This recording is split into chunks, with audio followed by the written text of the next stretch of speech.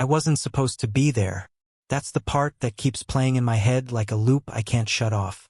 It was a Wednesday night in mid-March, one of those weird Austin evenings that couldn't decide if it wanted to be spring or cling to winter. I'd gotten off work a little earlier than usual. Traffic was light for once. I was maybe 15 minutes from downtown when I remembered Jessica had mentioned her agency was hosting some sort of corporate event at a local gallery. She hadn't made a big deal about it. Just said it in passing while brushing her teeth the night before. Normally, I wouldn't have thought twice about it. But something in me that day said, just go. Not because I was suspicious. Not yet. Honestly, I just missed her. Things had felt off between us lately. Busy schedules, missed connections, dinner on opposite ends of the house. I thought maybe showing up out of nowhere might shake us out of the weird rhythm we'd been stuck in. Take her out to dinner after. Laugh a little. Like we used to. The gallery was this trendy converted loft space tucked between a boutique hotel and an artisan candle shop. Very her agency's vibe. I walked in wearing my usual dark jeans button-down blazer. I probably looked more like a tech investor than a husband crashing a company party. There was a name check-in at the front. I told the girl at the table I was with Jessica's guest list. She smiled, handed me a program, and waved me in. At first glance, it all seemed pretty standard. People in overpriced clothes sipping overpriced wine while pretending to understand modern art. Some music played low in the background, jazzy and pretentious. I made a slow lap, scanning the crowd for her. I didn't see her right away. Then I noticed the back wall, covered in greenery, a sort of living installation that split the main gallery into two halves. Most people stayed on the front end, sipping rose and talking shop. But something pulled me toward that back area. Maybe it was the laughter I heard, hers, unmistakable even in a room full of echoes. Or maybe it was just instinct. I turned the corner slowly, not wanting to interrupt whatever presentation might be going on. But what I saw didn't look like work. Jessica was sitting on a velvet bench next to a man I'd never seen before. Her posture was relaxed, too relaxed.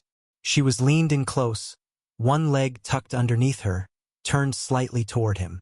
He had a tablet in his hand, but he wasn't looking at it. He was looking at her, and she was smiling. That smile. The one that used to be mine. The one she'd give me when I made her laugh without trying, when we were wrapped in blankets watching documentaries on the couch when we were still us. He was wearing a dark gray blazer, crisp shirt, sleeves pushed up just enough to show he was creative, not corporate. His hair was perfectly imperfect. Confident posture. The kind of guy who called himself an idea man at brunch and somehow got away with it. His left hand, was resting on her knee. I froze. Not out of rage, but out of something worse. I couldn't understand what I was seeing. Or maybe I could. I just didn't want to believe it. Then Jessica leaned in even closer. Her face tilted toward his like she was about to whisper something. Their heads were practically touching. It looked intimate, intentional. Just then, she laughed and tapped the tablet, pointing at something on the screen. His eyes never left her face. Not even for a second. That was when she saw me. Her entire expression shifted, but not in the way you'd expect. She didn't flinch. She didn't look ashamed or even caught. Instead, her smile stretched wider, like an actress stepping into a scene already in progress. She stood up smoothly, brushing non-existent lint from her skirt and walking toward me like everything was normal. "Mark," she said, all brightness and charm. "You made it." I didn't move. Couldn't. My legs felt stuck in wet cement. She closed the distance and kissed me on the cheek. Lightly, the way people do when someone's watching. "I didn't know you were coming," she added quickly. Tucking a piece of hair behind her ear like that made any of this make sense. "I thought I'd surprise you," I said, keeping my voice steady. I didn't want to make a scene. I didn't even know what I was accusing her of yet. She turned toward the man, motioning him over. "This is Trevor," she said. "Our new creative director. He just started last month." Trevor reached out to shake my hand. His grip was firm. Too firm. Like he needed me to know something. "Pleasure to meet you," he said with that polished tone people use when they know they've been talked about. I nodded. "Likewise." Jessica looped her arm through mine. We were just going over one of the upcoming campaigns. He was showing me some of the layout options. Gorgeous stuff. Yeah, Trevor chimed in. We got a little carried away geeking out over typography. You know how it is. I didn't know how it was. Jessica leaned in slightly. I know what it looked like, she said softly, so only I could hear. Bad angle. We were just talking shop. Don't make a big deal. Okay? I nodded again, said nothing, because in that moment I wasn't angry. I was rewinding. My brain flipped through the last few weeks like a slideshow on speed. Late nights at the office, unexplained meetings, new perfume. The sudden decision to put a passcode on her phone. The way she started turning its screen down on the table. Her strange new fixation with work dinners she never used to care about. Her laugh sounded different lately. I had chalked it up to stress. Now I wasn't so sure. Do you want a drink? She asked, already steering me back toward the open bar before I could answer. I think they've got that whiskey you like. I let her guide me through the room, her arm still resting lightly in mine like nothing had changed. But it had. Something had cracked open inside me. Something cold. Something sharp. I didn't say a word as we passed the art, the clients, the strangers with name tags and rehearsed smiles. Trevor didn't follow us. He stayed near the bench, typing something on his phone. Probably back to business, or maybe a casual message that would disappear by morning. Back near the front, Jessica was talking too fast, pointing at paintings, telling stories about artists I didn't care about. She was trying to fill the silence. But I wasn't giving her anything, because in my head, I was already somewhere else. Somewhere deeper, somewhere darker. Not because I was sure she was cheating, but because, for the first time, I believed she could. And that was worse. The thing about suspicion is, once it takes root, it doesn't stay quiet. It grows. Slowly, quietly, and then all at once. You start seeing things that were always there but never noticed. Or maybe you noticed, but you didn't want to admit they mattered. Not until now. That night at the gallery, I didn't say anything more. I kept the smile on my face. Let her talk. Let her play the part of the supportive, slightly surprised wife whose husband had just shown up unannounced.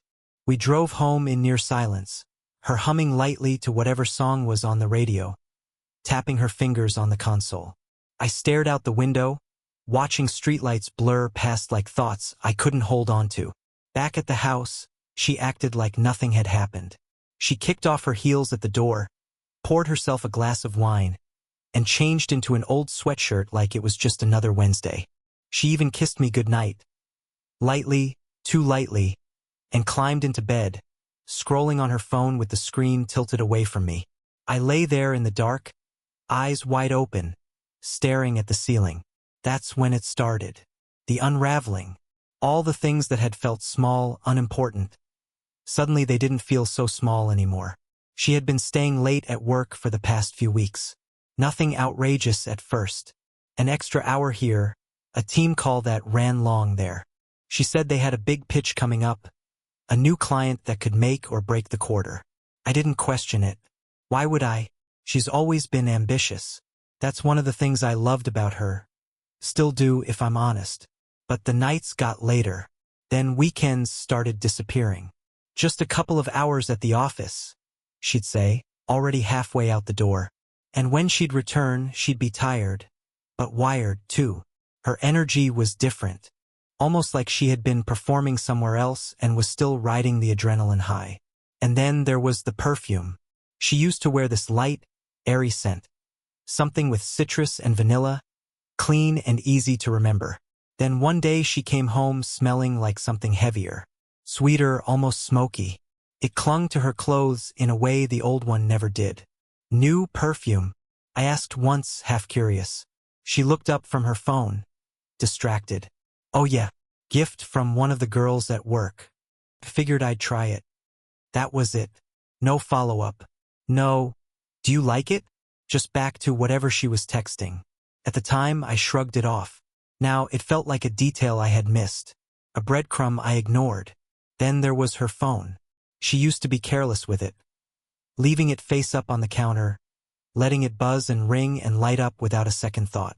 Sometimes she'd even ask me to check who was calling if her hands were full. Lately, though, that changed. She started keeping it face down all the time. Silent mode. New lock screen. I noticed the moment she changed the passcode. The little buzz she gave when I asked about it. "Oh, we're updating security at work. They're pushing us to use longer codes."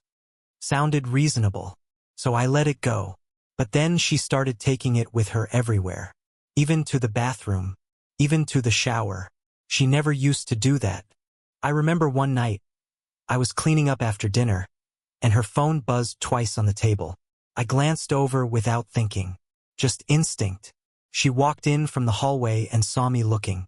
Nothing in my hands. Just standing there, staring at the black screen. "Everything okay?" I asked. She smiled too quickly.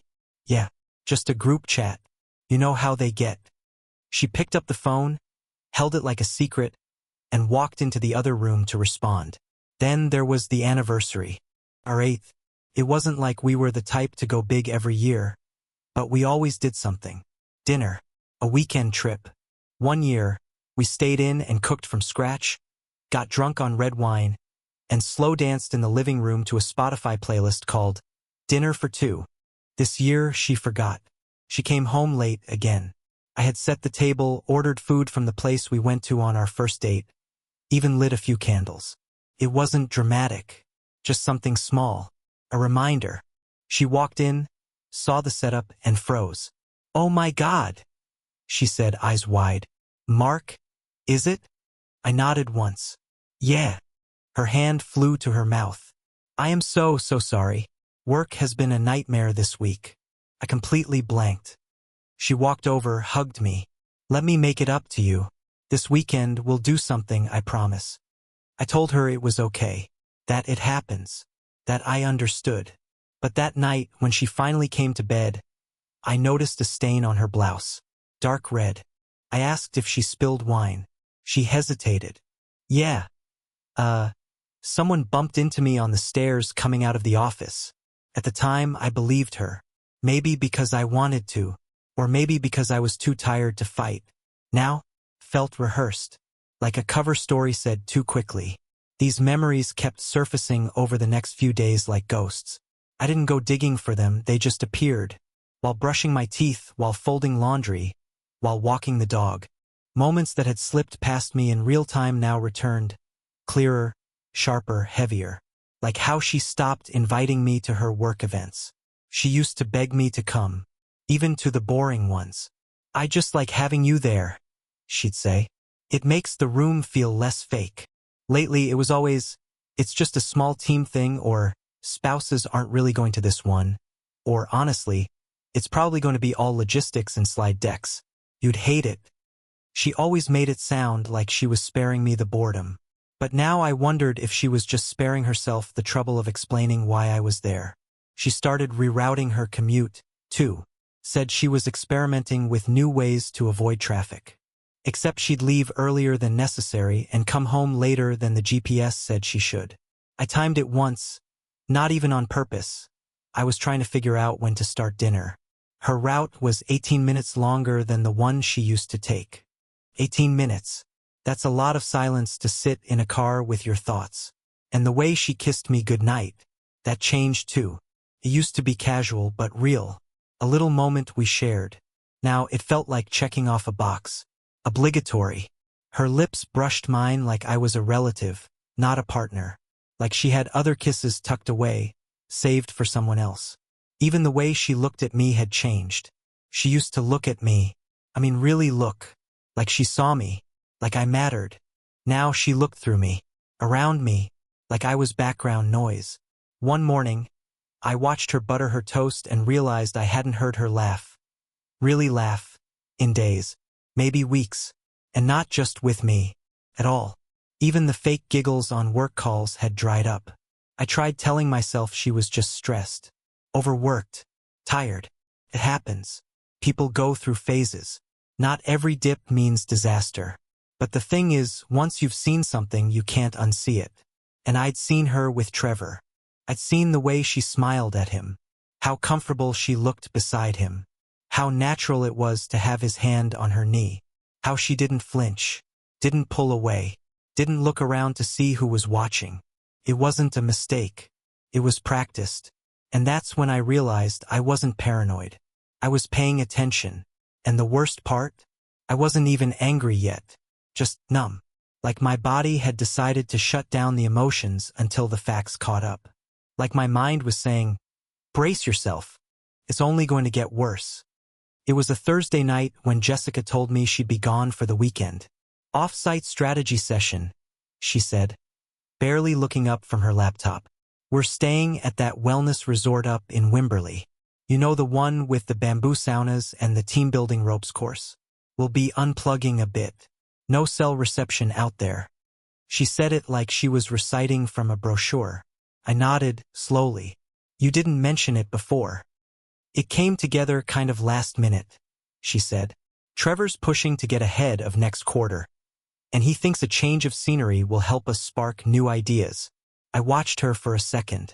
Her hands were moving fast across the keyboard, her face calm, like none of this was unusual. And maybe to her it wasn't. But to me it felt staged. I'd been quiet for too long. I kept giving her space, convincing myself I was just overthinking. But now I needed clarity. Not guesses. Not gut feelings. I needed reality. Truth. Evidence. So I lied. Told my boss I had a family emergency and needed Friday off. He didn't ask for details. I barely slept that night, replaying every word, every pause in her sentence. Every detail she gave that didn't line up.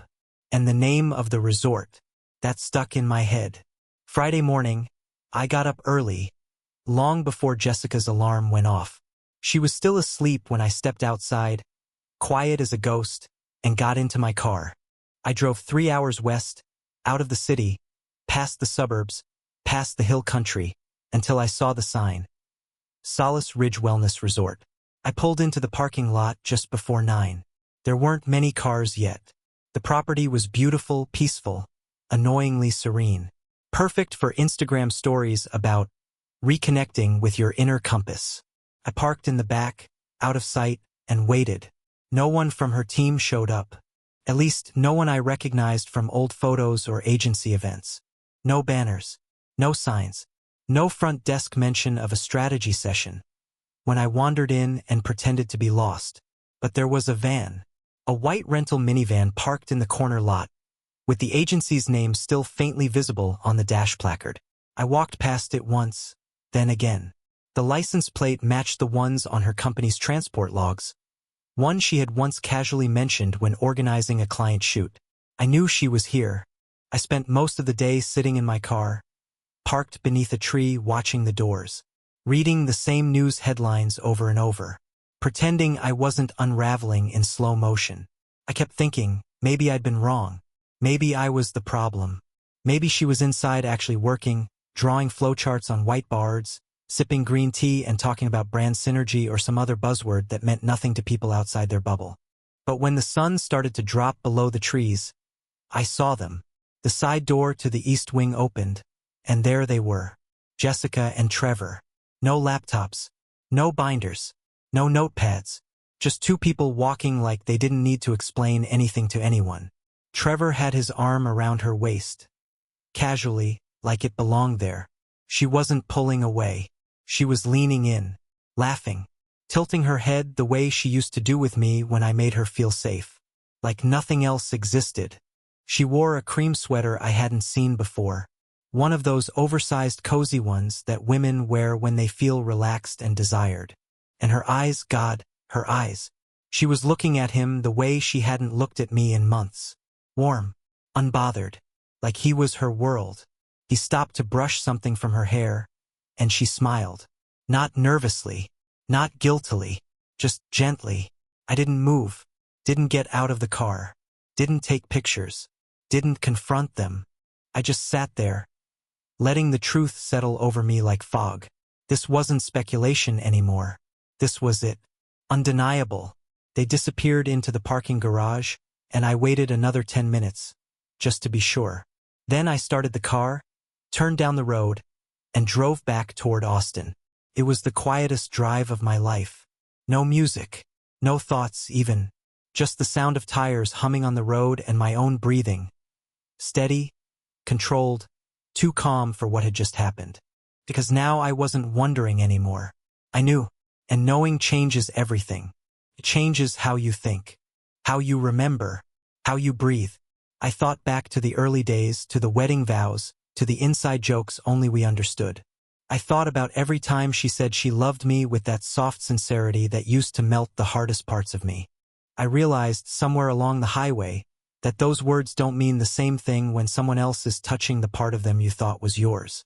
By the time I got home, the sun had gone down. The house was dark and cold, the way it always felt when she wasn't in it. Only now I didn't want her to be. I walked into the kitchen, poured a glass of water, and stood there, staring at nothing. At the backsplash we picked out together.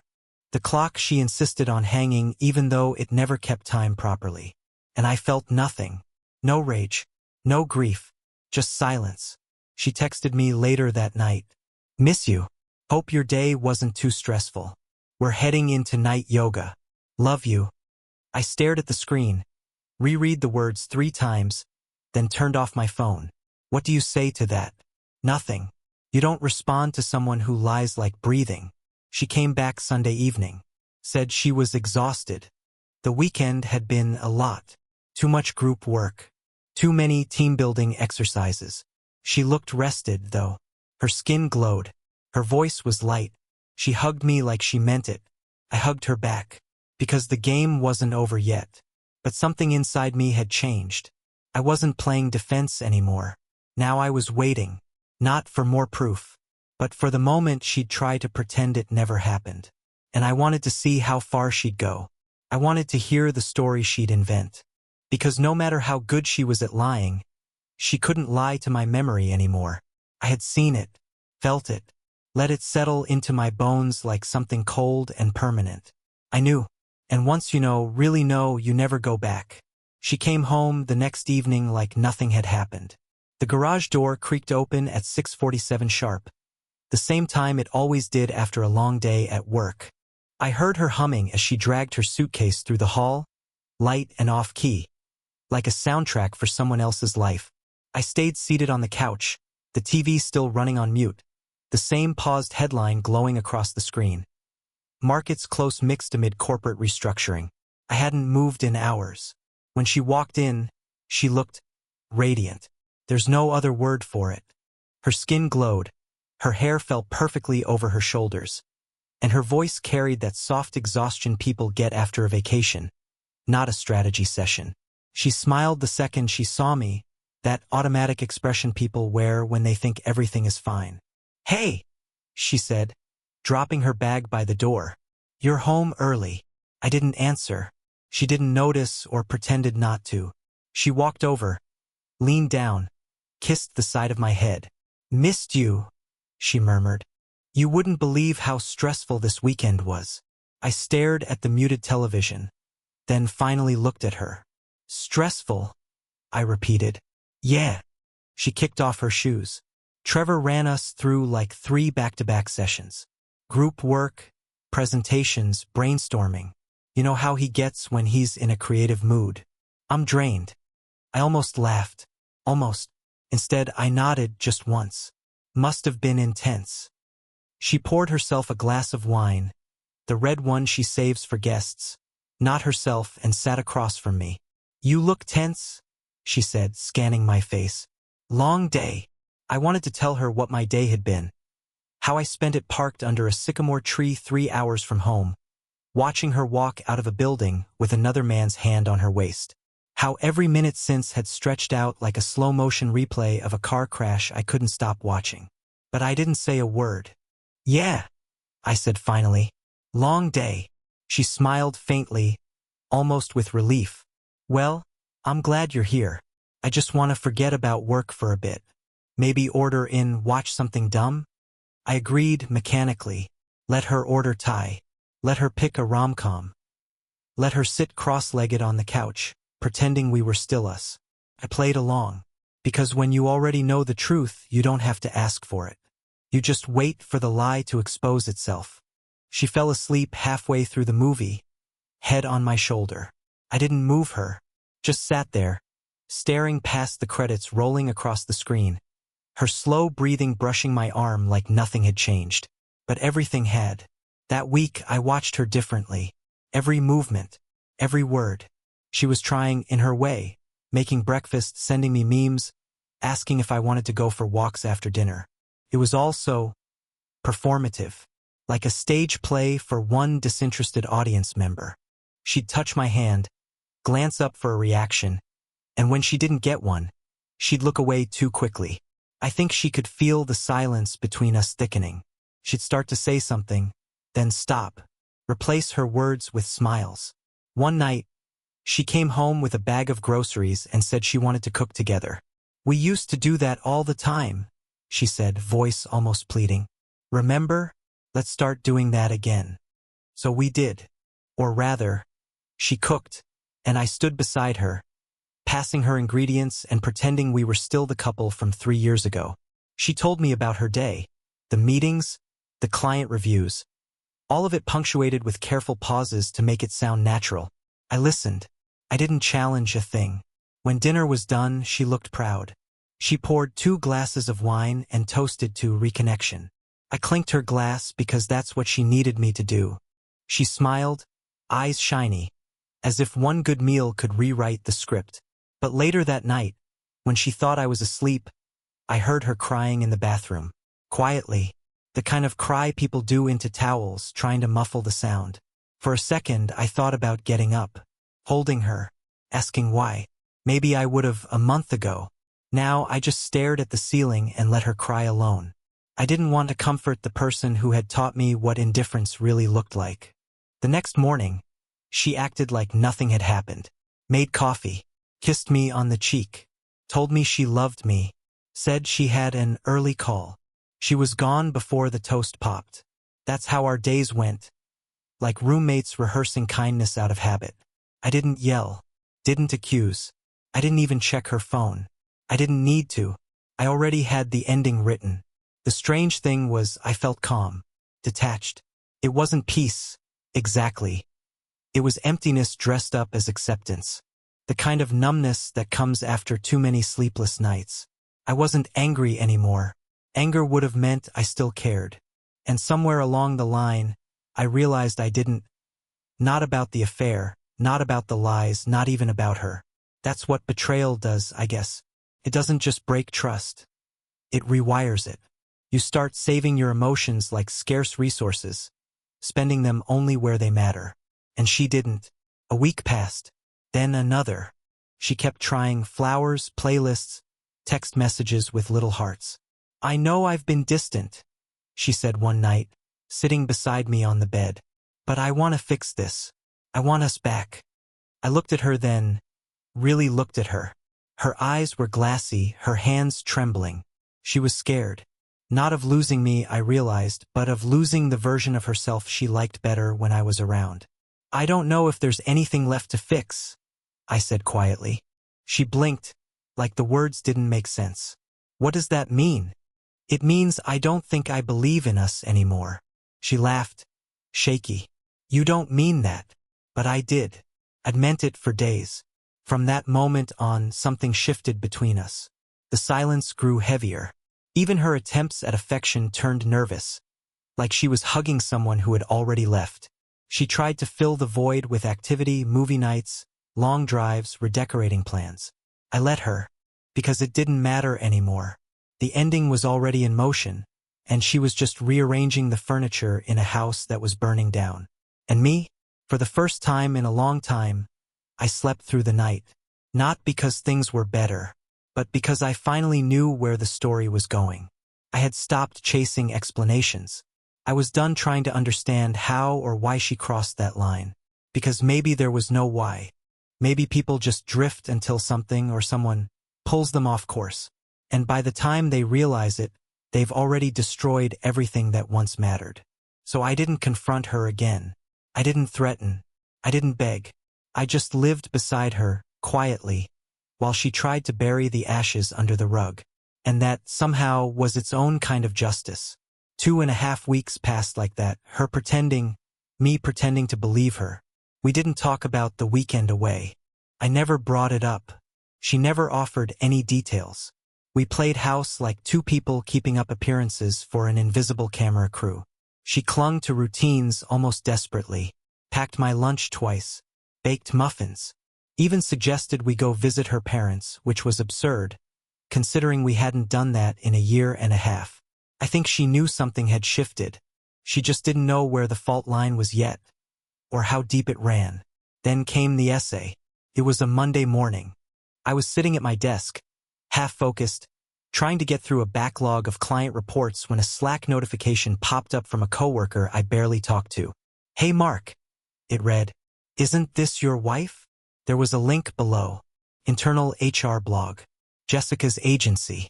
I hesitated a second before clicking. I don't know what I expected. A feature on diversity hiring? Something about creative team management? It was neither.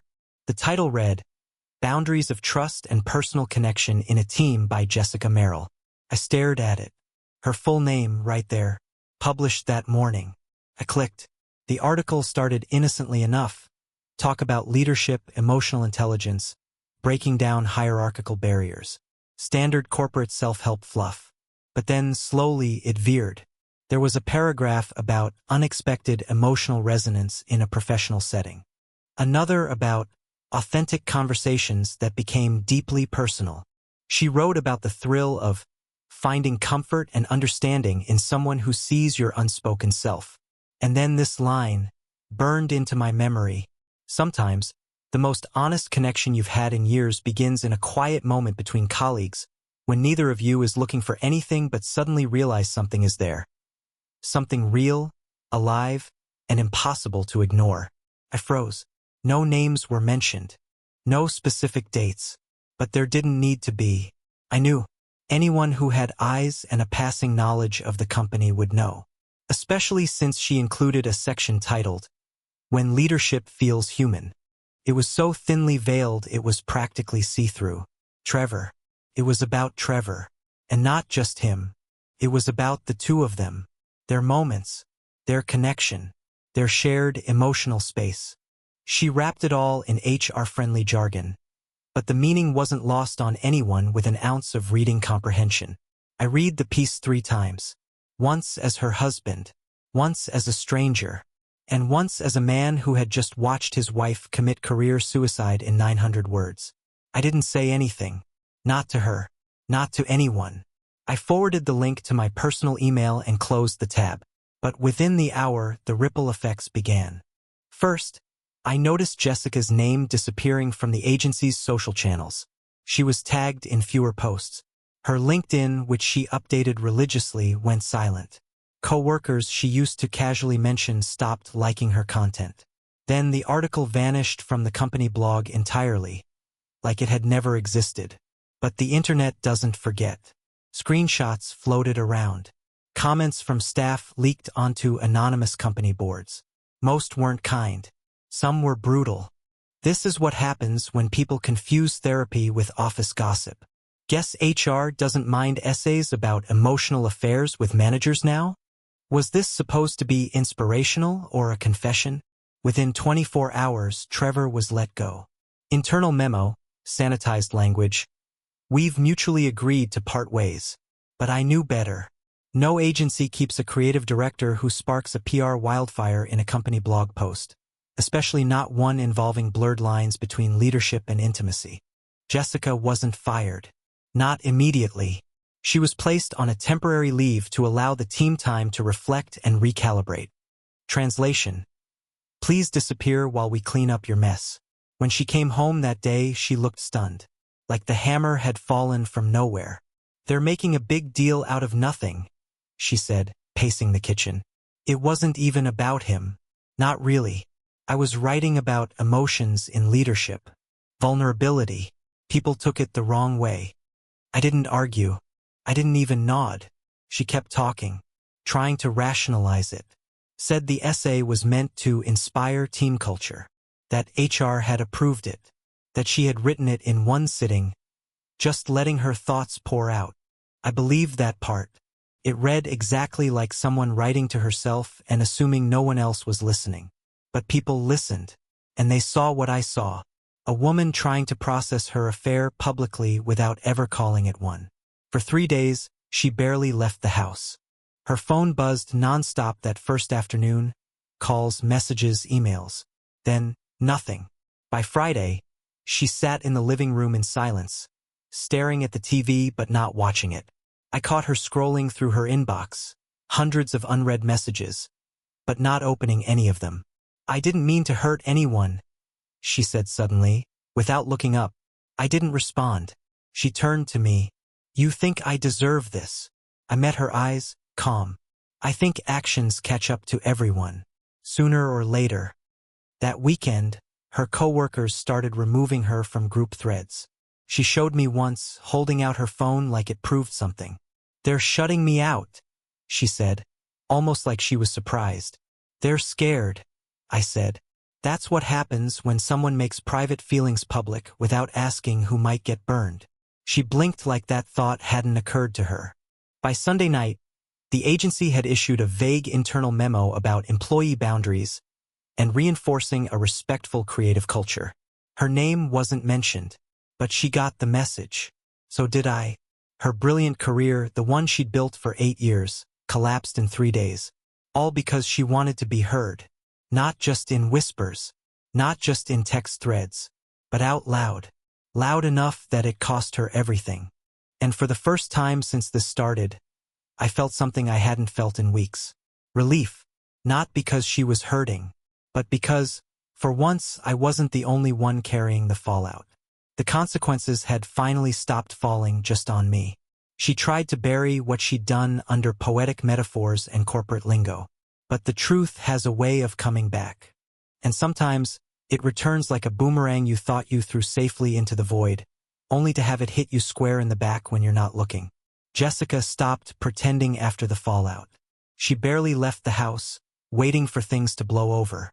I had already filed for divorce quietly. She sent long, desperate messages.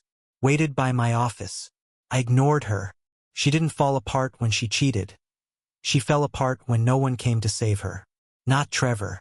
Not work. Not me. That's when she realized. She was truly alone. 2 months later, she showed up at a public event, hoping for closure, maybe a second chance. I saw her across the hall. She looked at me like the past could still be revived. I turned and walked away. Not out of cruelty. Not to hurt her. But because I was done. Some endings don't come with a speech. Just silence. And a door you never walk back through. She stayed behind. I didn't look back.